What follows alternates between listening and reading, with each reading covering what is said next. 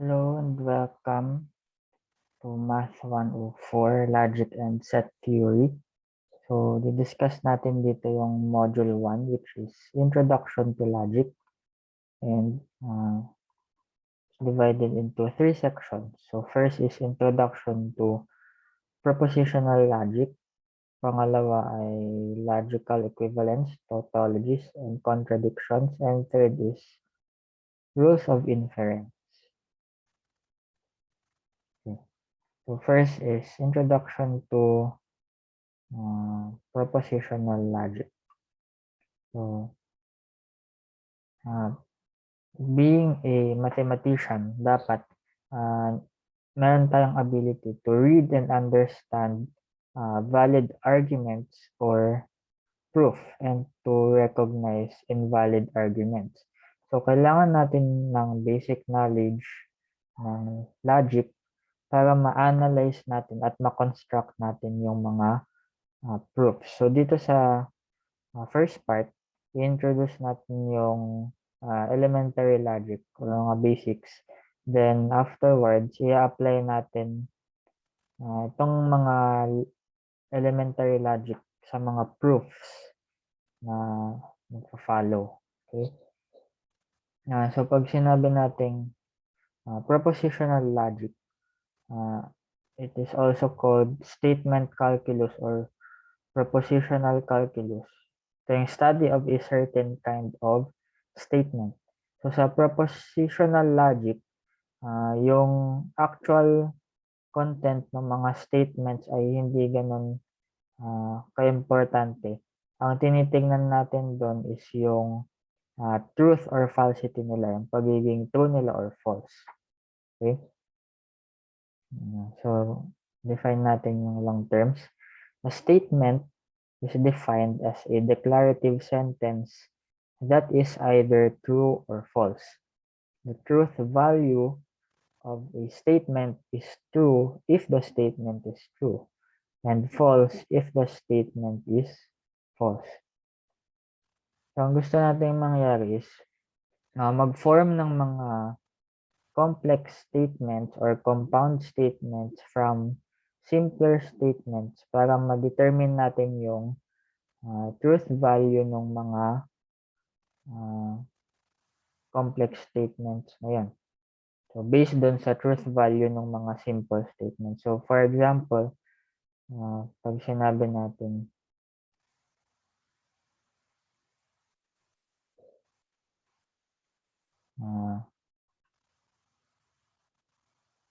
two is an even integer and 3 is an odd integer. Ito ay true since yung 2 is an even integer ay true and yung 3 is an odd integer ay true. Therefore, yung compound statement na to or complex statement na to ay true. So, naging compound siya dahil dun sa n. Okay, so, dalawang simple statements, pinag-combine natin siya gamit yung n. So, may connectives tayo. So,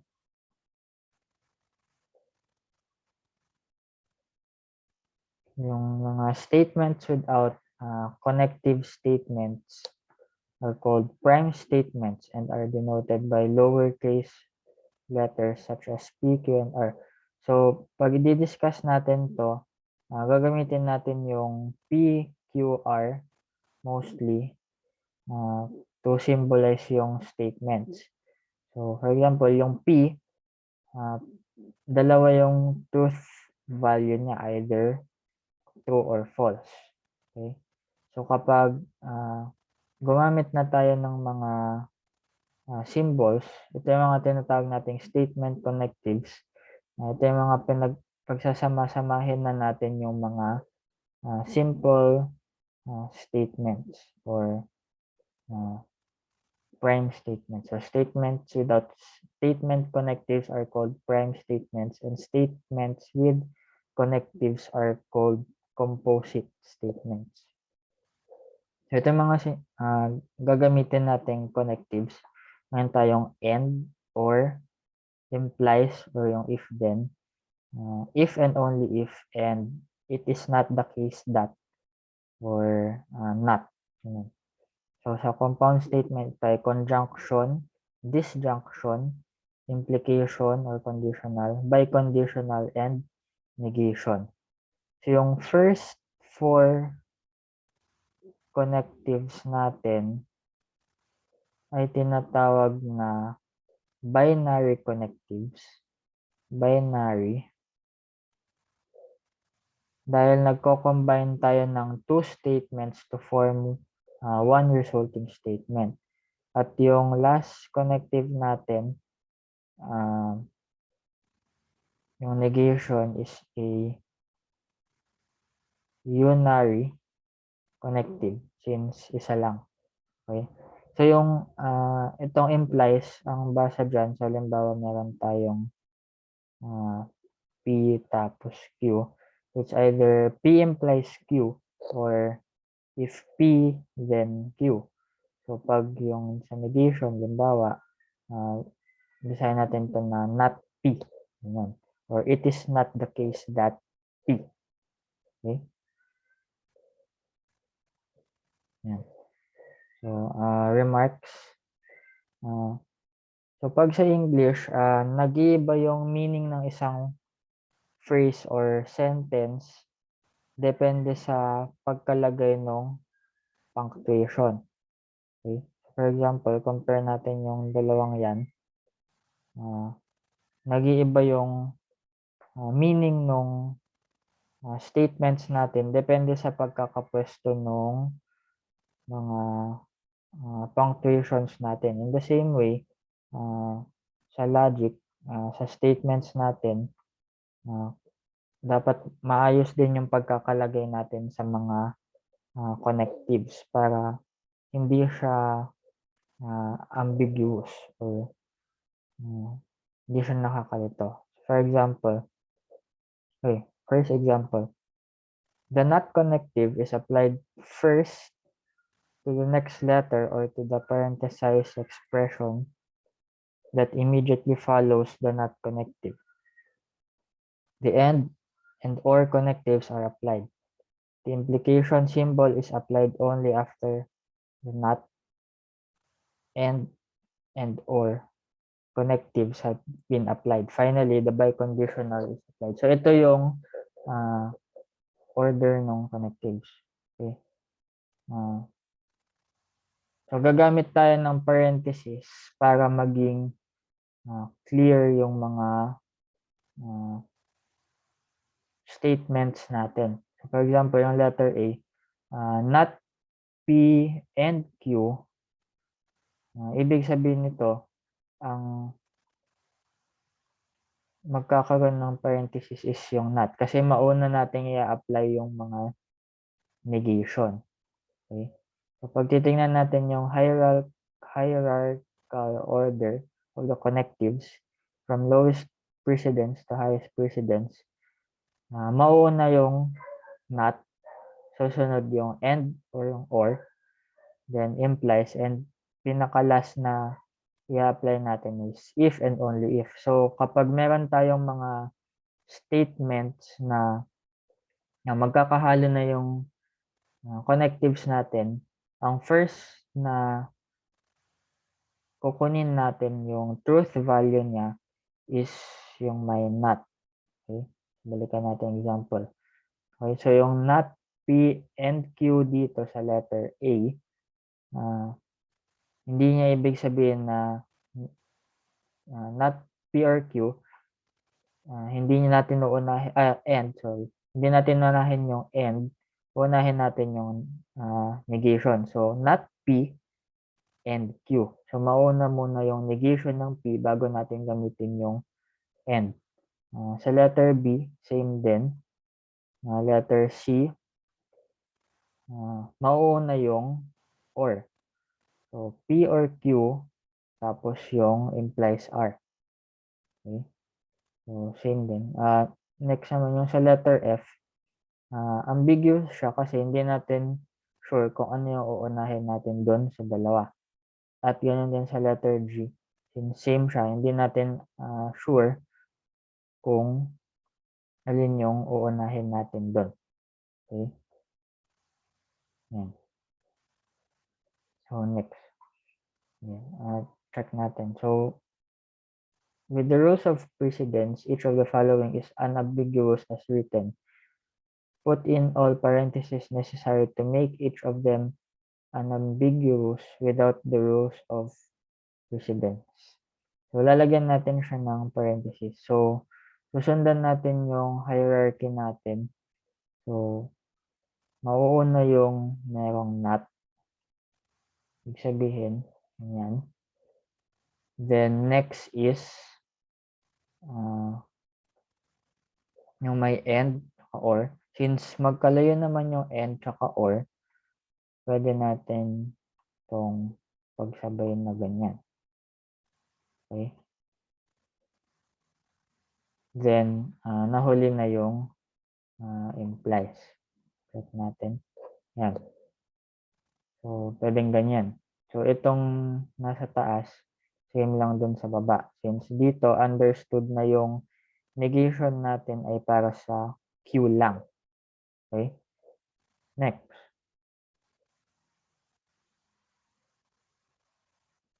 R implies T if and only if R.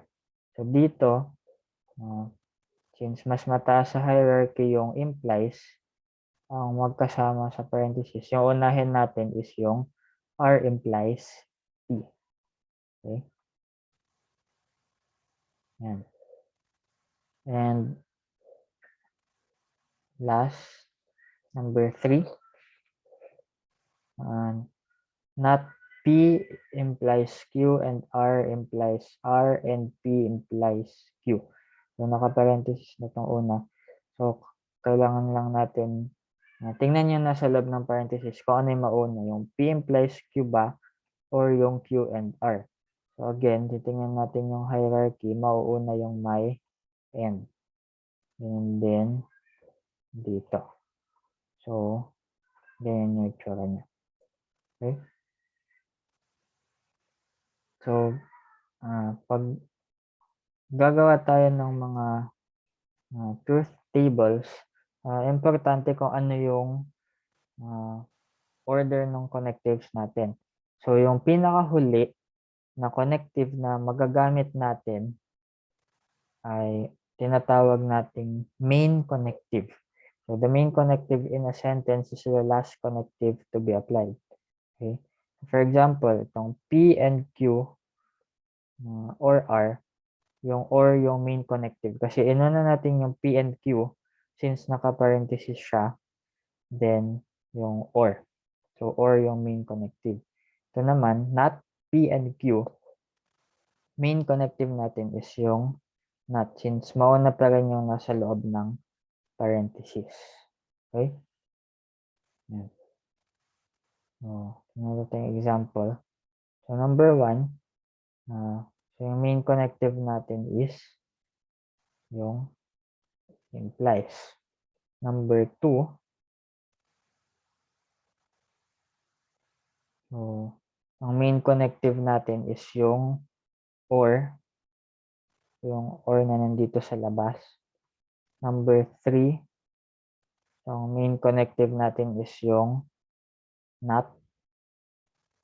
Number 4, ang main connective natin is yung if and only if. Okay? Next, truth tables.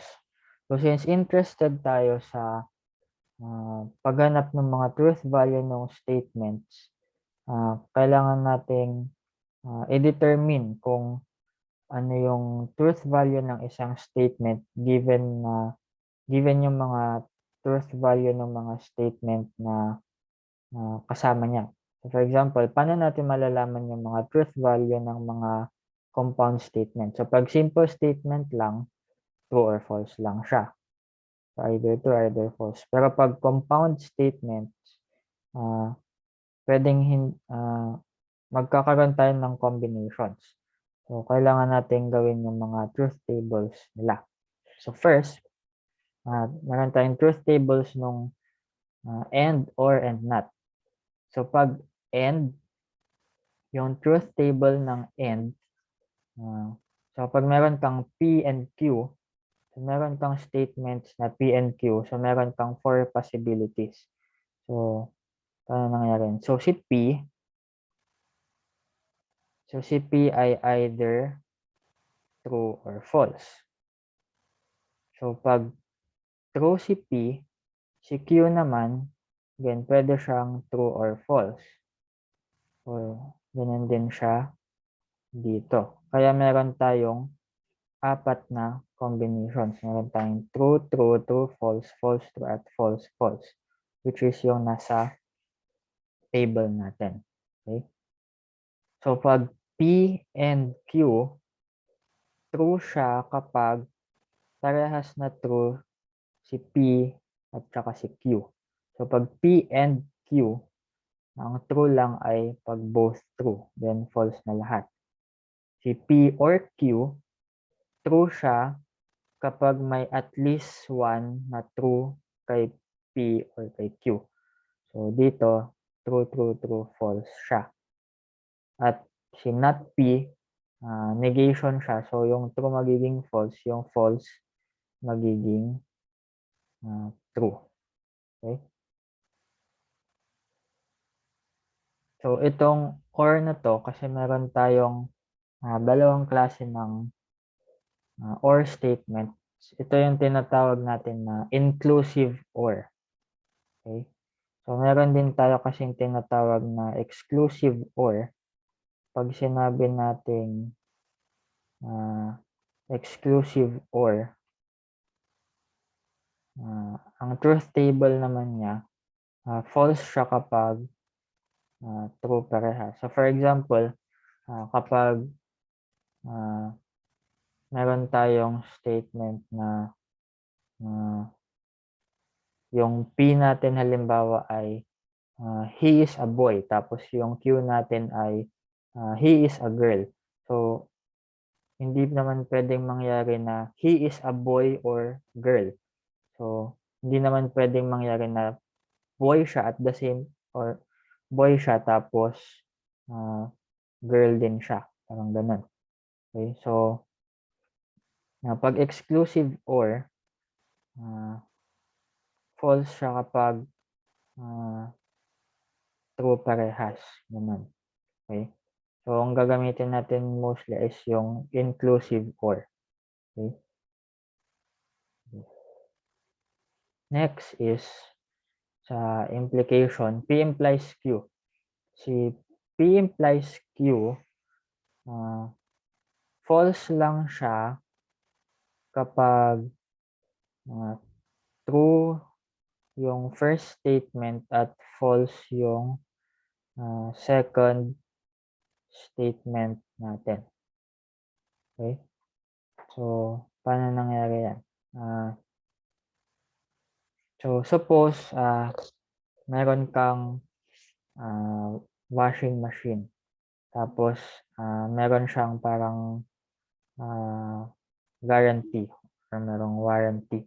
So, sabi doon, if the machine breaks, then a repairman will come to fix it. So, pag sinabi natin na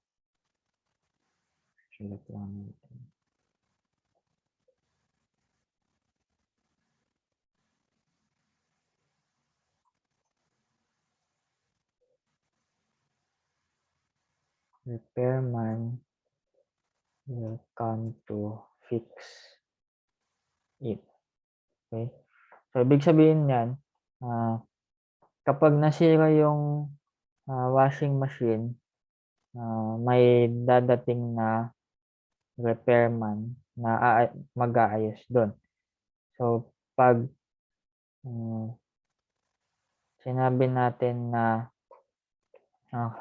pag itong second statement natin, pag nasira yung machine, tapos walang dumating na repairman kasi false dito. So, magiging false yung implication natin. Ibig sabihin,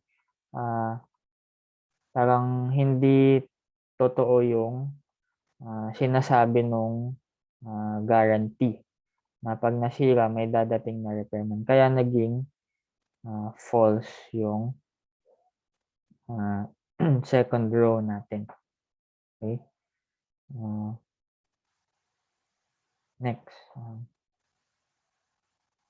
So yung dun sa third row naman, tsaka dun sa fourth row, pag false yung P, true na yung implication. Okay? So, for example, yung pangatlo, pag false, ibig sabihin, hindi nasira yung machine. Tapos, since true yung Q, may dadating pa rin na repairman. So, hindi nasira yung machine, pero may mag-aayos na repairman. So, yung statement na yun, hindi niya ini-invalidate yung guarantee na pag nasira yung machine, may dadating. So, pag hindi nasira, tapos may dadating, so, wala naman siyang effect doon sa parang guarantee. Kaya, true pa rin siya. Yung tawag dito is vacuously true. Okay? So, ganun din yung sa number 4. Okay? So, ang tawag natin dun sa P, yung first statement ay hypothesis at yung Q naman ay conclusion. Then, so, dun sa 3 and 4, sila ay vacuously true. So, pag yung hypothesis natin ay false, kahit ano pa yung truth value ng conclusion, ay true na yung implication. So, isa pang example ng illustration nito. So, for example, if I play with my new tennis racket, then I'll win the match. So, pag ginamit ko yung bagong raketa, mananalo ako. So, pag yung taong yun, gumamit siya ng lumang raketa, kahit manalo siya or matalo, hindi mo masasabing nagsisinungaling siya kasi hindi naman yun yung statement na sinabi niya sa una. Parang wala naman siyang connection doon sa statement niya. Yun. Okay? So ito ay vacuously true statement. Okay? Next naman is biconditional. So yung if and only if. So true siya kapag same ng truth value si P and Q.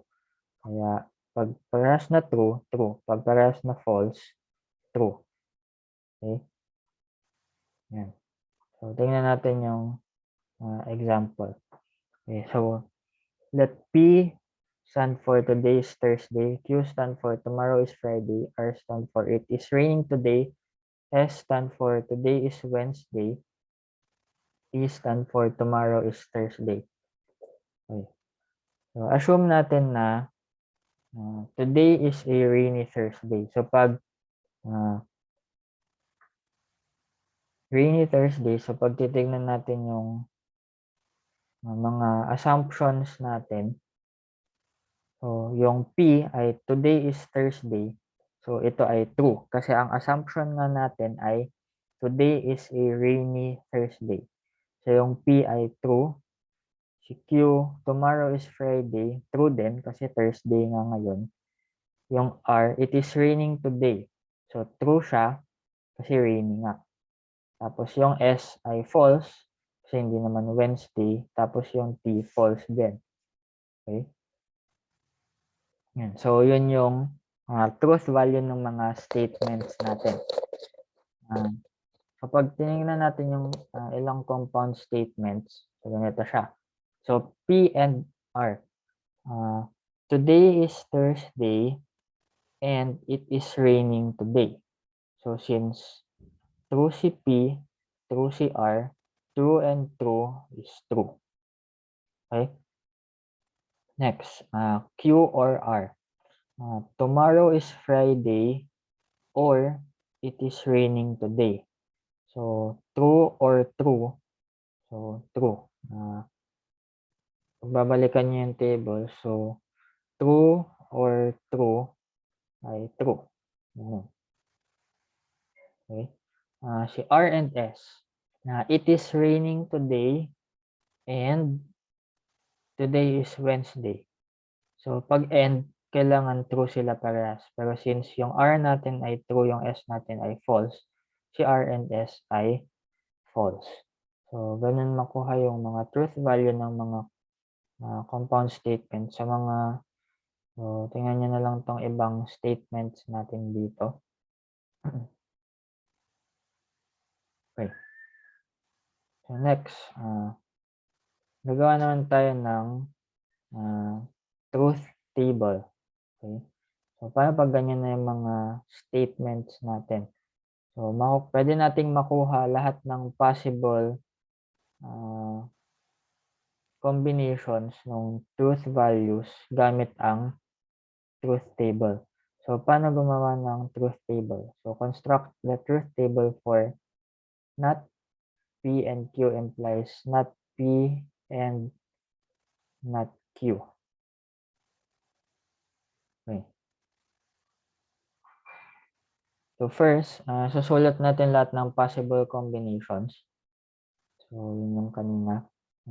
True, true, true, false, false, true, false, false. So, pag dalawa na statements, meron tayong 4.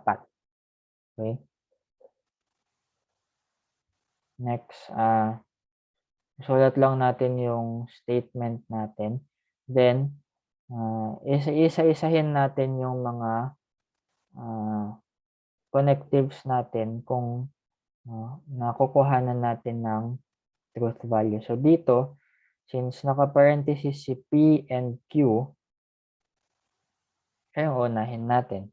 So, alam na natin pag P and Q, yung truth value nila ay ganyan. So, true, true, true. True and false ay false. False and true ay false. False and false ay false. Okay? So, wala na tayong naka-parenthesis. Next, sa hierarchy natin ay negation. So, si negation naman, ang kinukuhanan natin ng negation ay si P and Q. So, not P and Q. Ibig sabihin, yung truth value ni P and Q, yung kukuhanan natin ng negation. So, babalik na rin natin yung mga truth value na nandito. So, ang mangyayari is, yung true, false, false, false, magiging false, true, true, true. Okay? Yan. Next, meron pa tayong negation. Meron pa tayong not P.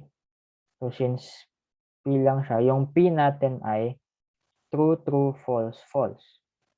So, ang mangyayari, pag nag-not P tayo, magiging false, false, true, true. Yan. Ganon din si not Q. Negation. So, yung true, false, magiging false, true, false, true. Next, meron na lang tayong dalawa. I-implies tapos si end. So, mauuna si end. So, ngayon naman, ang kukuhanan natin ng truth value kay end ay si not P at si not Q. So, ang i-compare natin ngayon ay yung truth values ni not P at yung truth values ni not Q. Okay? So, ito ay false and false ay false. False and true ay false. True and false ay false. True and true ay true. Yan. Okay? So, yung kinukuhanan na natin dito ay yung truth value ni not P and yung truth value ni not Q. Kaya, naging ganyan siya. False and false ay false. And so on. Okay? So, last is yung implies. So, ito, gamit na natin to para matandaan nyo. Nagamit na natin to, ito, tapos ito. Ibig sabihin, si implies, ang basis na natin sa kanya ay itong nasa number 4 at itong number 7. Okay? So, mayroon ito, false implies false ay true. Si true implies false ay false. True implies false ay false. True implies true ay true. So, yan siya. True, false, false, true. So, ito yung final na truth values ng statement at itong buong to ay yung truth table natin. Okay? Yan. Okay. Next. So, another example ng truth table. Ito naman, meron kang tatlong statements. So, pag tatlo naman yung statements mo, meron kang 8 cases. Okay? So, para madali nyo malaman kung ilang cases. Si P, either true or false siya. So, dalawang possibilities. Ganun din si Q. Tapos, ganun din si R. Then, i-multiply nyo lang yan. 2 times 2 times 2 is 8. So, ibig sabihin, meron tayong 8 possible combinations ng truth values ni P, Q, R. Okay? Then, ganun din sa kanina. Same lang din yung steps na susundan natin. Always susundan natin is yung hierarchy.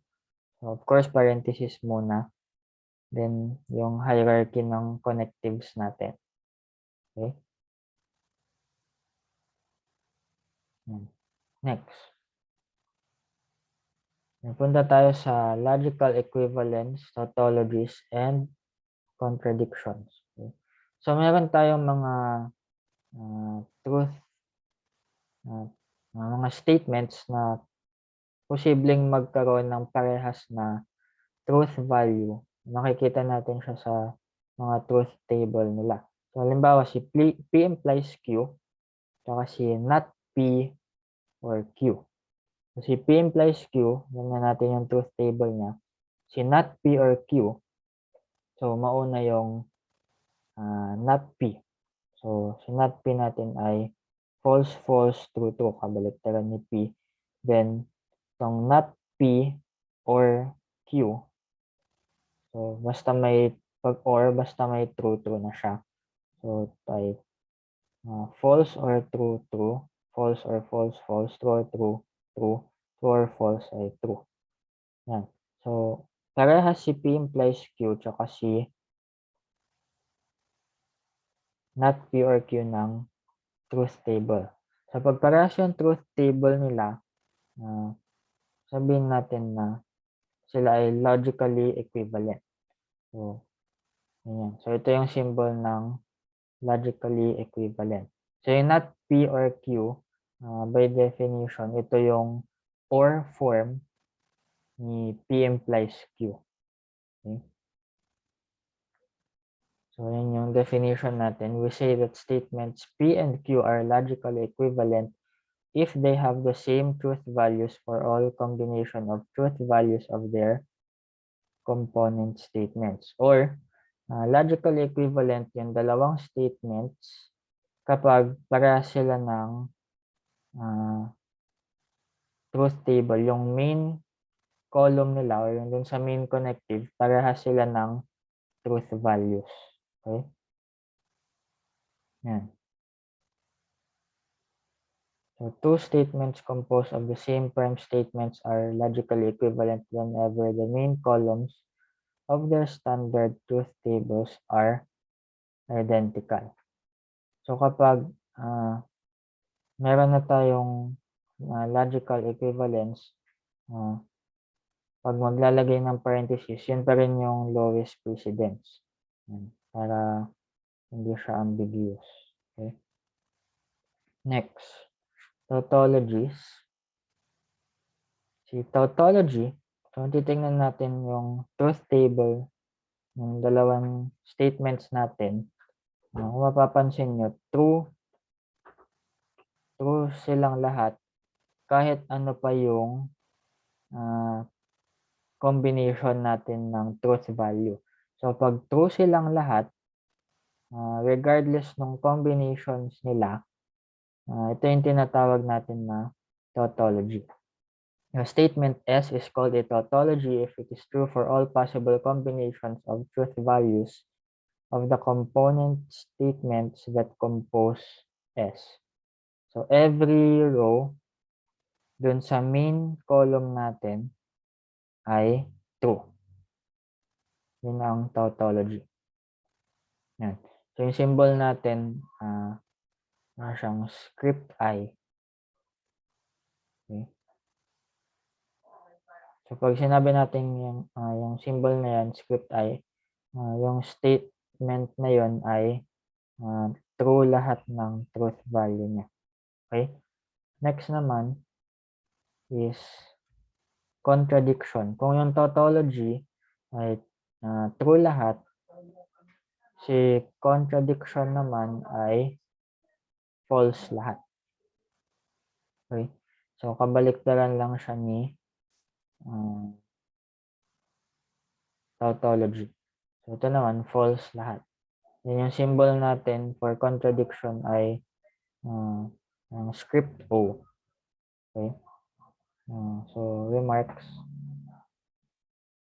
And two statements P and Q are logically equivalent if they have the same truth values whenever all prime statements in one have the same values in the other. A statement P is a tautology whenever the truth table for P has a T or true in every row of its main column. And statement Q is a contradiction whenever the truth table for Q has an F in every row of its main column. Okay? So, yan yung tautologies and contradictions. So, meron tayong mga logical equivalences na important. Ito yung mga madalas nating magagamit.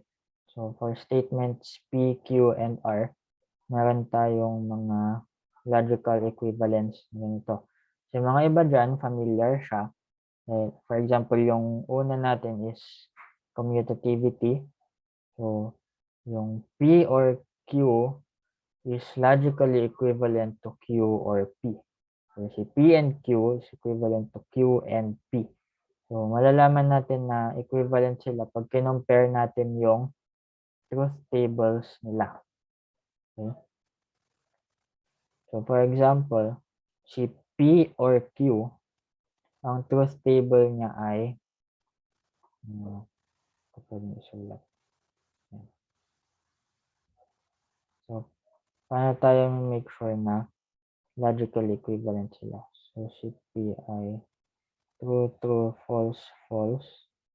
Si Q ay true, false, true, false. So, si P or Q ay true, true, true, false.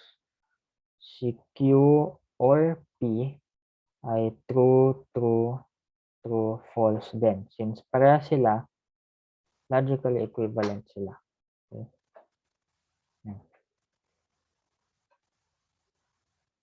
So, some other rules. Okay. For example, so yung 3B, logical equivalent siya. Since same yung truth values ng dalawang statements natin. Okay? Yung biconditional, logically equivalent siya kay P implies Q and Q implies P. Okay?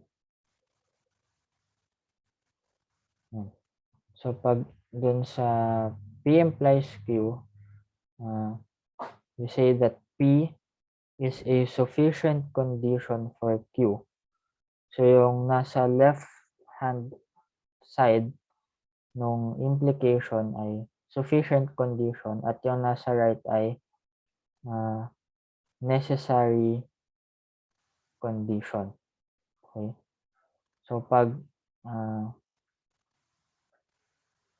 suppose na yung implication natin ay true, then yung conclusion natin ay necessarily true kapag yung hypothesis ay true.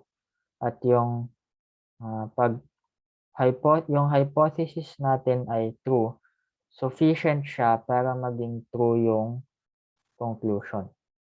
So pag meron tayong biconditional, yung Q or yung P, si Q is a necessary and sufficient condition for P. Kasi nga equivalent siya kay P implies Q and Q implies P. Ganun din si P, necessary and sufficient condition siya for Q. Okay?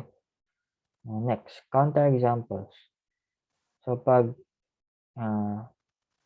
counterexamples, so by definition, ang isang statement ay hindi siya tautology kapag merong at least isang false. Kasi ang definition natin ng tautology, lahat dapat ay true. So, para mapakita natin na ang isang statement ay isang tautology, hindi siya tautology, kailangan nating maipakita na merong row doon na magkakaroon tayo ng false. So, yung row na yon na nagpapakita ng false ay yung tinatawag nating counterexample. So, for example, show that Q and P implies Q implies P is not a tautology. So, ang gagawin lang natin, isosolve natin yung truth table niya. Okay? So, pag sinolve niya yung truth table niya, ganito yung final na, ito yung main column, no? May isa dun na false. Ito yung counterexample. So, yung counterexample natin ay P false and Q true. Okay? Yan. Another example. Ito naman, show that P implies Q is not logically equivalent to Q implies P. So, pag sinabi natin logically equivalent, dapat same yung truth tables nila. So, bakit hindi siya logically equivalent? Kasi, meron tayong magkaibang row. So, dito, dalawa yung counterexample natin. Ito, yung isa false, yung isa true. So, ito naman, true tapos false. Ibig sabihin, si P implies Q ay hindi siya equivalent kay Q implies P. Okay? So, hindi siya reversible. Okay? Next. Yung next example natin, naman ay, an implication is not logically equivalent to its converse. So, ayan. So, pag implication, so, halimbawa, P implies Q, kapag kinuha natin yung converse niya, converse ay yung nag-reverse lang, Q implies P. So, hindi siya logically equivalent. So, parang dun sa naunang examples. Okay? Halimbawa, if it is snowing, then there are clouds above. So, ito ay true. So, pag nag-i-snow, merong clouds. Pero yung converse niya, kapag merong clouds, then nag-i-snow ay false. Kasi pwede namang hindi snow yung hindi nag-i-snow, meron lang clouds. Ganun. Another example is sa functions, which is madidiscuss sa calculus. If a function is differentiable, then it is continuous. Right? However, yung converse niya, if a function is continuous, then it is differentiable. Ito ay false. So, malalaman niyo ito sa calculus. Okay? Yan. Next is rules of inference. So, dito sa section na to, introduce natin yung mga ilang proof techniques para ma-apply natin siya sa pag-prove ng mga statements from a collection of premises. So, ano ba ang proof? A proof is a step-by-step demonstration that a statement can be derived from a collection of premises. Yung premise naman, a premise is a statement that is assumed in a context of a proof. So, yung mga premise natin, ito yung mga assumptions natin. Yung proof ay step-by-step na demonstration na yung isang statement ay makukuha natin galing dun sa mga premise. Okay? Yan. So, ito yung mga ilang rules of inference. Tapos, titingnan natin kung paano gumawa ng proof. So, first is yung modus ponens or MP. So, from P and P implies Q, infer Q. So, base siya ito. P and P implies Q implies Q. Okay?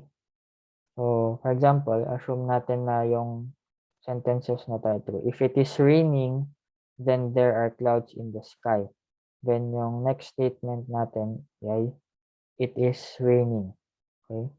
So, gamit yung modus ponens, pwede nating i-conclude na merong clouds in the sky. So, yung first statement natin, kung umuulan, may clouds. Tapos yung pangalawa, umuulan. Therefore, meron tayong clouds. Ayan. Okay? For example, ang premises natin, x is odd. If x is odd, then x squared is odd. Ang conclusion natin ay x squared is odd. So, kailangan nating ma-prove na x squared is odd gamit yung mga premises natin. Okay? So, first, i-let mode na natin siya into symbols. So, let T stand for x is odd and S stand for x squared is odd. So, yung premises natin, si x is odd, si T. Si T implies S ay, if x is odd, then x squared is odd. Ang need to show natin ay x squared is odd, which is yung S. Okay? So, first,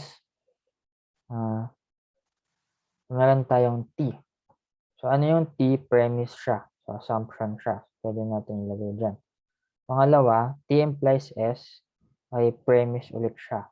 Then, galing dun sa dalawang yan, si 1 and 2, meron tayong T, tapos meron tayong T implies S.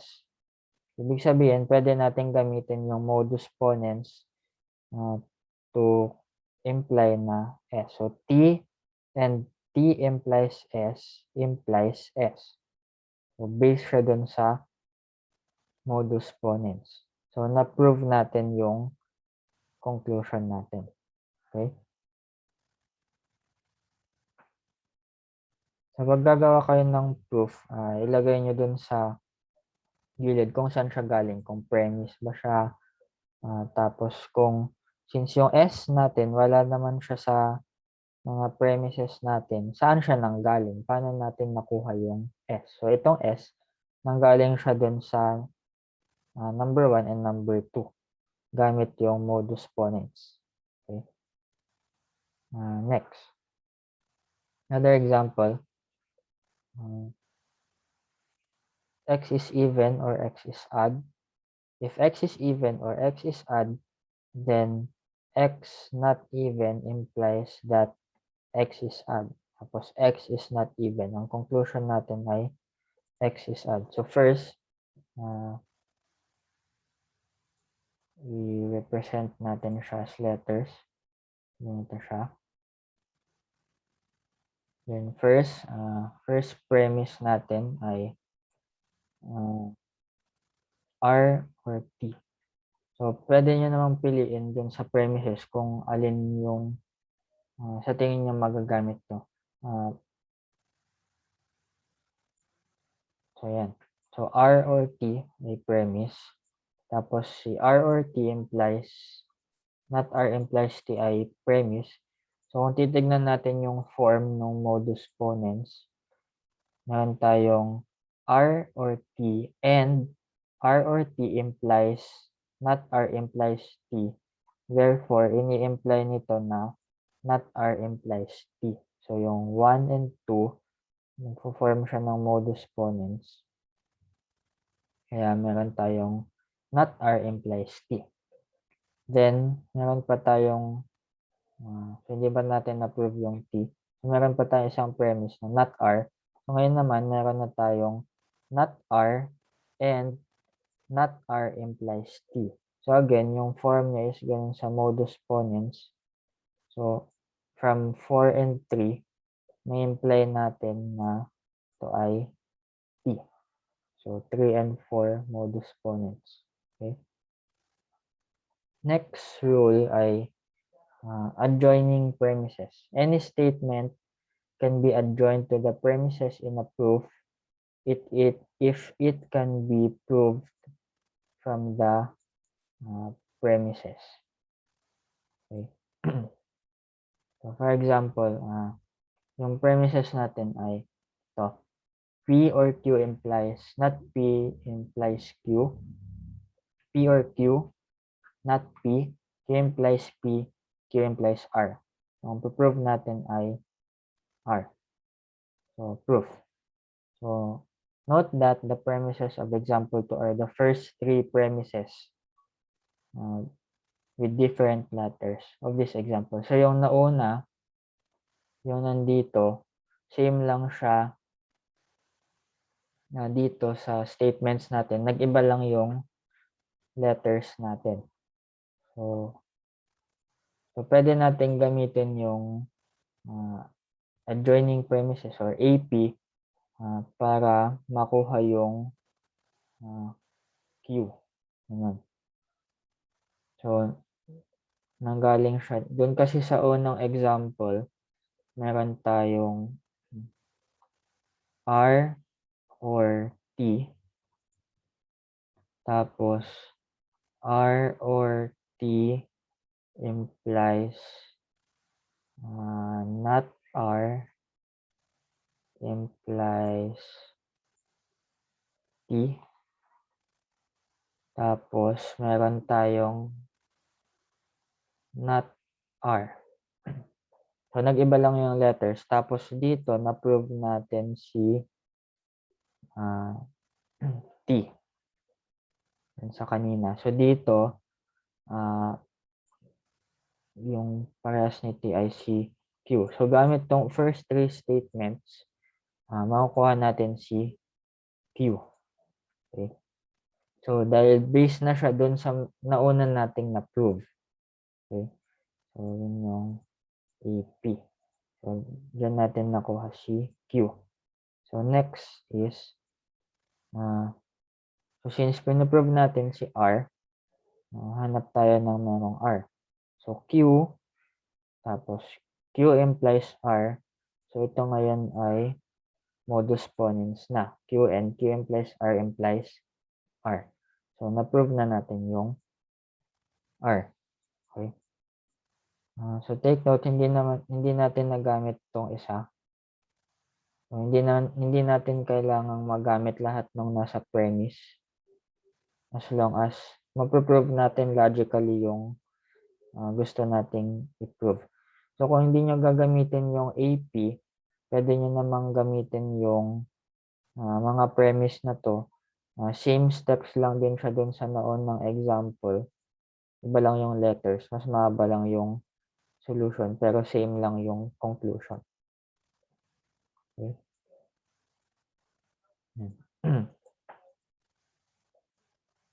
Next is direct proof. So ito yung isa sa mga pinaka ginagamit sa pag-prove direct proof. So to prove an implication implies Q from a set of premises, it is sufficient to assert the hypothesis P as an additional premise and show that the conclusion Q is provable from the augmented set of premises. So, anong sinasabi niya? Pag P implies Q, so magi-start tayo dun sa P. So, i-assume natin yung P, dapat mag-arrive tayo dun sa Q. Okay? For example, premises natin, x is even or x is odd. Tapos, if x is odd, then x squared is not even.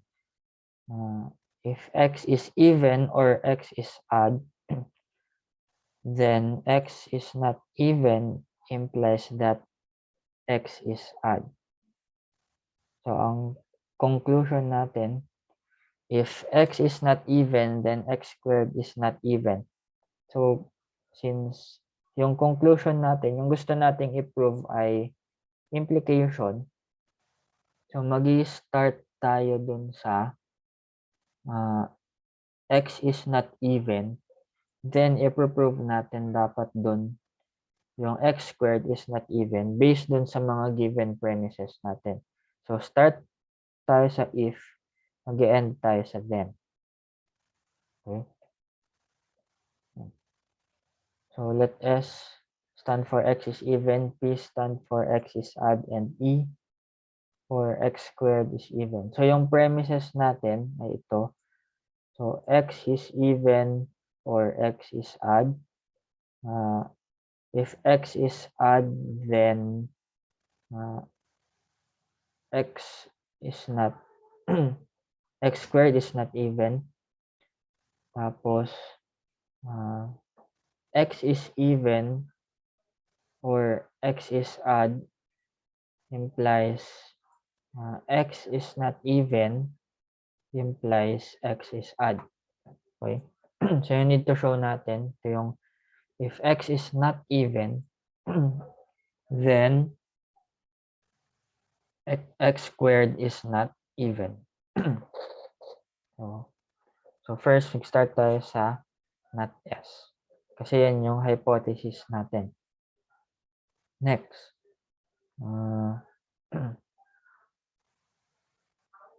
So, kailangan nating mag-arrive sa not A. So first, tingnan na muna natin yung mga premises natin. So, meron tayong tayo may S or P. Tapos, ito ay S or P implies something. So, ito pwede natin gamitin para magkaroon tayo ng modus ponens which will give ito. Okay? So, yun yung first na gagawin natin. So, yung S or P, tapos S or P implies not S implies P. Ito ay modus ponens. Since meron tayong S or P, tapos yung S or P implies something. So, makukuha natin yung something na yan. Okay? Next. Yung hypothesis natin ay not S. Yung number 1, not S. Tapos yung number 4, not S implies P. So, not S and not S implies P implies P. So, again, yung 1 and 4 ay modus ponens. Okay. So, P. So, meron pa tayong isang premise na hindi nagamit. So, P implies not E. So, yung by premise. Then, so, from 5 and 6, P and P implies not E. By modus ponens, i-imply niya yung not E. Okay? Then, so meron na tayong from not S, napalitaw natin yung not E. So, yung last step natin is not S implies not E. So, yung 1 and 7 by direct proof. So, nakuha natin yung not E, yung conclusion natin from hypothesis based dun sa mga given premises. Okay?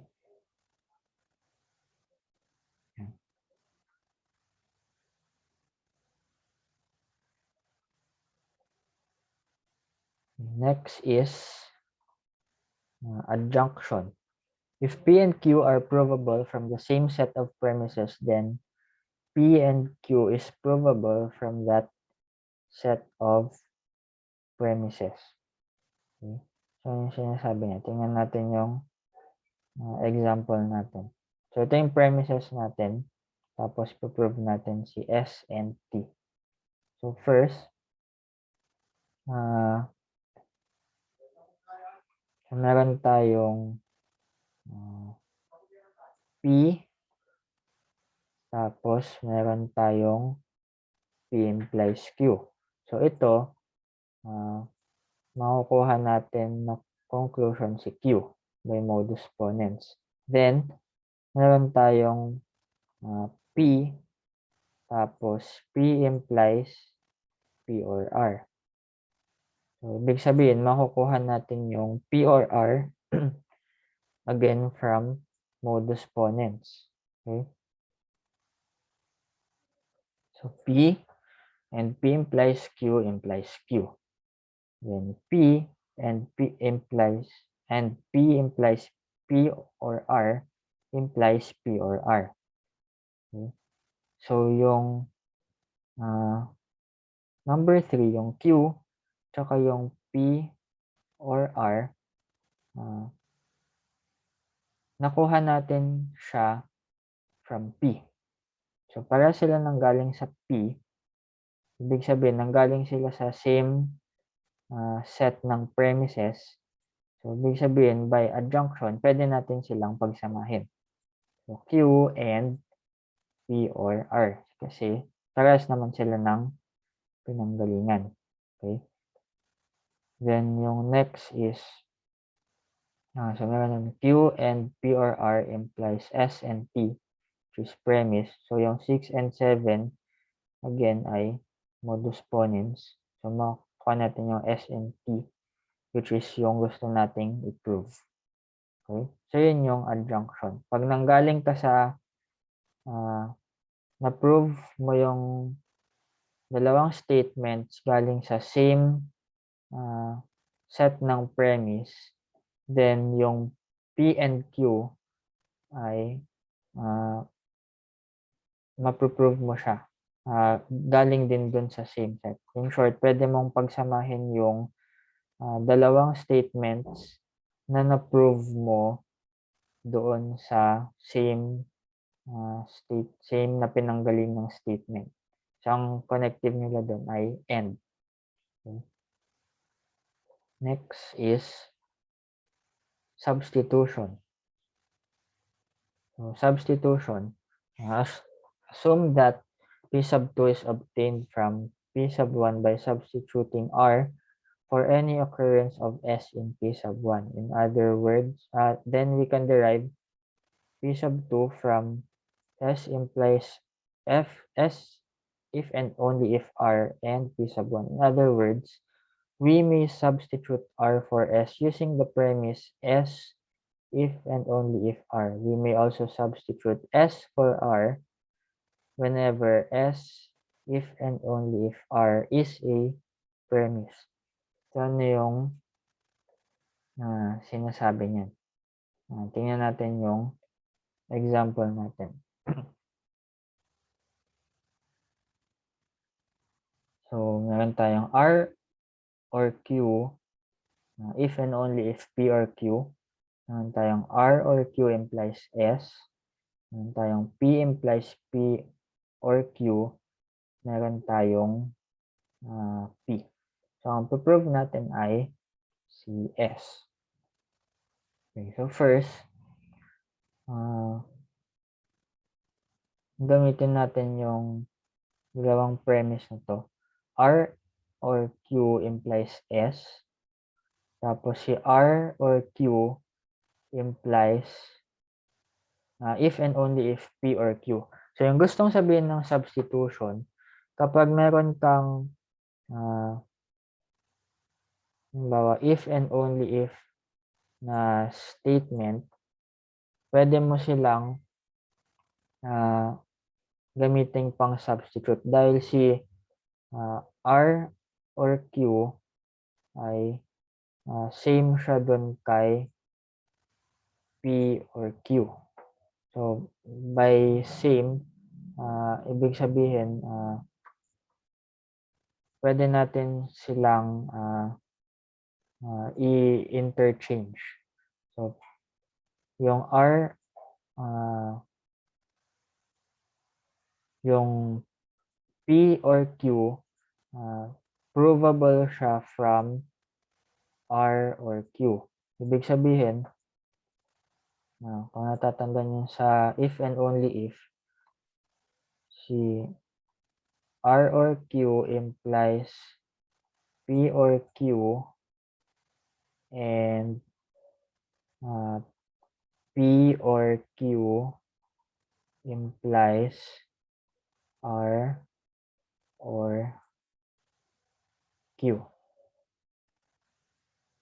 Okay? So, yung R or Q doon sa una, pwede nating palitan ng P or Q. Yan. So, magkakaroon tayo ng P or Q implies S. So, tayo by substitution. Okay?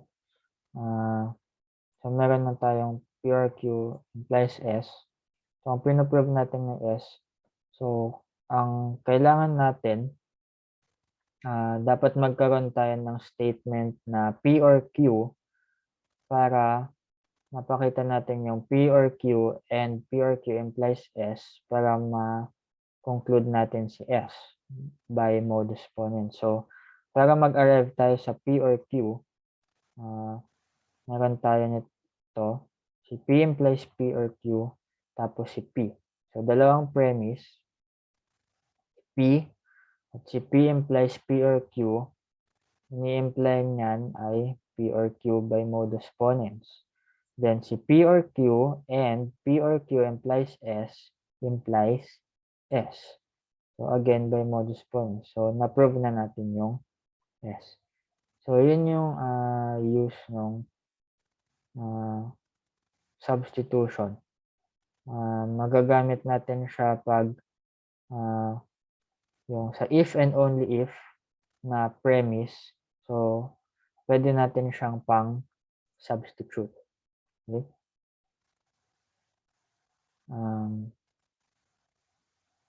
Next is, last rule natin is contradiction.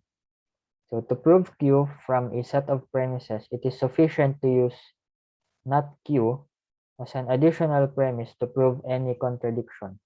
For example, a statement of the form R and not R.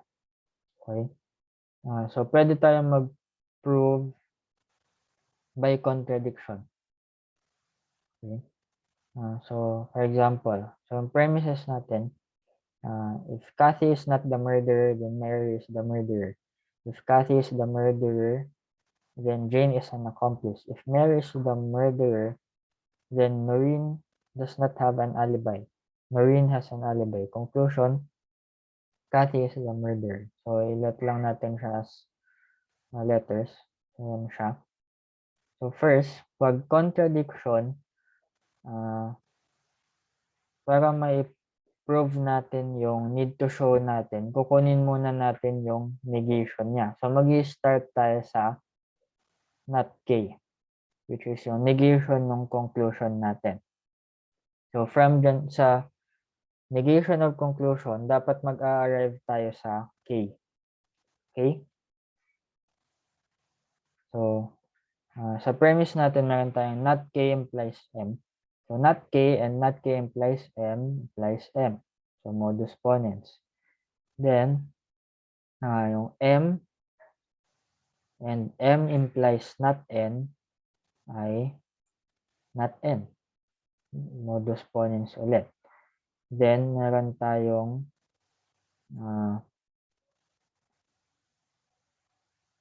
N na premise. So, magkakaroon tayo ng N and not N. Okay? So, itong not N, na-prove natin siya gamit yung mga naunang statements. Tapos yung N ay premise. So, para silang valid statement. So, not N and N. So, pwede by adjunction. Then, since hindi tayo pwedeng magkaroon ng N and not N kasi si N and not N ay isang contradiction. So, para lang ma-recall, N and not N. So, si N ay either true or false. So, si not N ay false, true. Ito ay true, false. So, pag N and not N, ito ay false, false. So, contradiction itong statement na to. Meron kang not N, tapos meron kang N. So, ang gusto nang sabihin yan dito sa example natin, si Noreen ay, na-prove natin na si Noreen ay walang alibi. Tapos, at the same time, meron siyang alibi. So, hindi naman pwede na meron siyang alibi tapos wala din siyang alibi at the same time. Therefore, contradiction siya. So, therefore, from dun sa negation natin ng conclusion, meron tayong contradiction from 1 and 7. Dahil nung nag-start tayo sa negation ng conclusion, mag-arrive tayo sa isang contradiction. So, therefore, na-prove natin yung conclusion natin by contradiction. Okay? Yan. Okay? Yan. So, meron pa tayong ibang tautologies na pwede nyong gamitin as additional premise sa mga proof. Ilan sa mga to ay very useful din. For example, yung una, ito ay yung contrapositive. Tapos yung pangatlo ay double negation. Magagamit din natin siya. So, for example, yung last example natin. So, Q or P, S implies not P. Prove S implies Q. Since ang pinaprove natin ay implication, mag-i-start tayo sa S. Mag-i-start tayo sa hypothesis. Mag-arrive dapat tayo kay Q. So, anong meron tayo sa premises? Meron tayong S implies not P. So, meron na akong S, tapos merong S implies not P. Therefore, by modus ponens, makukuha ko si not P. Okay? Next, meron pa akong isang premise. So, si Q or P. So, pag babalikan natin yung additional natin na premises, itong number 2, not Q and S or Q implies S. So, not P and Q or P, pwede natin siyang pagsamahin by adjunction. Then, gamit yung kanina na additional na premise natin, which is yung second one. Lagay natin na PR2. So, may-imply natin si Q. Then, yung 5 and 6, makukuha natin dyan again yung modus ponens. So, na-prove natin si Q. Okay. Yan. Yan. So, if we can prove P from a set of premises, then we say that P logically follows or simply follows from the set of premises. An argument is a sequence of steps. So yung ginawa natin na solutions ay yung mga argument natin. If yung argument natin ay proof, then ito ay valid argument. Pag hindi siya proof, then ito ay invalid argument. Okay? So yan na yung first module natin. So kung meron kayong mga questions about sa module, about sa exercises, about sa lecture, i-message nyo lang ako or mag-chat kayo kung meron kayong mga questions. Okay? Bye.